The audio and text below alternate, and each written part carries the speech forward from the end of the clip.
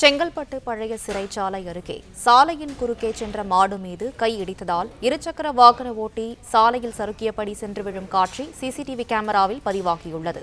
இதுகுறித்த விவரங்களை செய்தியாளர் அற்புதராஜ் வழங்க கேட்கலாம். அற்புதராஜ், வணக்கம். விவரங்களை சொல்லலாம்.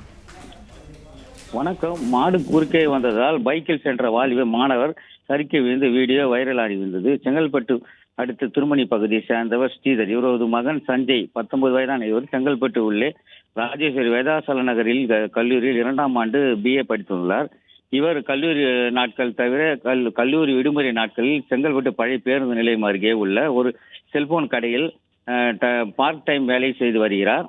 கடையில் பணியில் இருக்க மதிய வேளையில் தனது இருசக்கர வாகனத்தில் வீட்டிற்கு சென்று சாப்பிட்டு வருவது வழக்கம் போல வீட்டிற்கு சென்று சாப்பிட்டு விட்டு மீண்டும் கடைக்கு வந்தபோது செங்கல்பட்டு பழைய சிறைச்சாலை அருகே சற்று எதிர்பாராத நேரத்தில் பசுமாடு ஒன்று குறுக்கே வருவதை கவனிக்காமல் சட்டன் பிரேக்கில் போட்டதால் வழிக்கு விழுந்தால் சம்பவம் பெரிய பரபரப்பை ஏற்பட்டது. மாணவனுக்கு லேசான காயங்களோடு தப்பிய